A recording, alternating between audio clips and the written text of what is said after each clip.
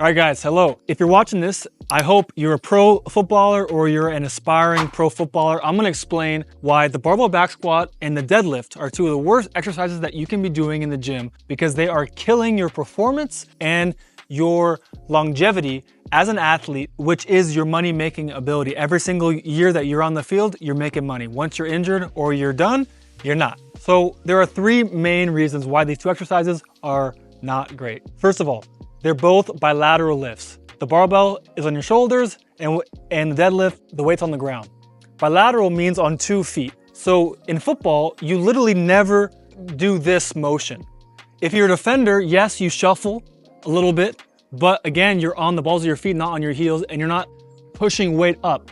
So the first reason why this is bad is because to handle the load of the weight on your shoulders or the load of the weight on the ground, your body, to protect your organs and protect your spine, it stiffens your core. It braces the core to protect all of these vital organs. And the spine, which if you have no spine, you're dead. So why is that bad? Well, it's because that core bracing is good for this movement of lifting more weight, adding muscle mass in an artificial way, but it's good for that.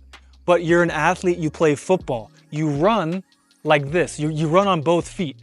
You're a unilateral mover. Your spine, when you run, has to flex and bend like this to actually create energy when you run. It's how the best runners move. They have this spiraling back and forth motion, the head, the shoulders, the hips, and the knee actually goes like this. The femur rotates internally, externally. All of this rotation is going on, and you doing this motion over and over again is literally the opposite of how you run.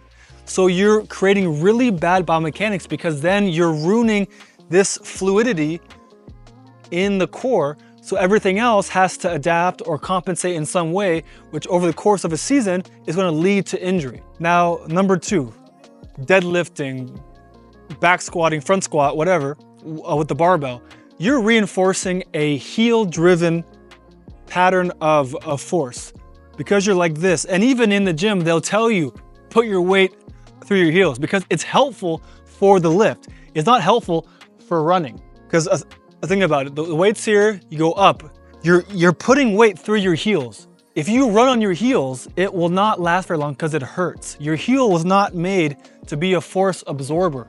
It's only for walking like this because humans were actually designed to walk for long spans of area to gather food, to be nomadic. But when we sprint, no one sprints like this. And if you do, the only way you can do it is because you're wearing these thick modern shoes that compensate for your lack of foot functionality. So again, doing these lifts that reinforce a heel-driven pattern of force production is literally the opposite of how you run. So the more you do that, you are destroying how you run. And if you're a pro footballer at the highest level, you got to that level because you're probably good at running, right? Number 3, on the football pitch, running is an elastic locomotion. When you land, there's force going into the ground and then force going back up. And you take it as you go, and there's this recoil. There's a vibrational feedback. Every time you land, there's force going into the ground and vice versa. When you lift, you're just going up and down. And while that's great, what happens is to be more effective at lifting heavy weights, your body adapts a muscle-driven strategy of muscle recruitment, which means it forces muscles to contract, but they have no ability to let go and to relax. And why is that really important? Is because when you're running, muscles need to turn off and on really, really fast to be elastic.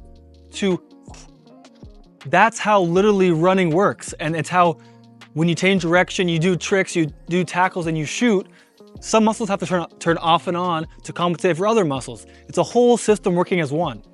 So you doing these heavy, heavy lifts, you're prioritizing a muscle-driven strategy of movement, which is the opposite of how top athletes work. They are fascial-driven. If you watch a monkey or a cat or any kind of animal that is thin and stringy, you'll see how they're so elastic. They're so fast, they're so light. they're able to explode and spring all across the room or the pitch as you wish. Now, they are not good at lifting big weights. On the football pitch, you don't lift big weights. The most weight that you push is an opponent, and it's with your whole body, involving velocity and momentum and angle of force going into the guy. It's not just picking up a stationary weight. It's two very different things. So those are 3 reasons why you really need to be not back squat with the barbell or doing deadlifts. Is literally the opposite of how you run.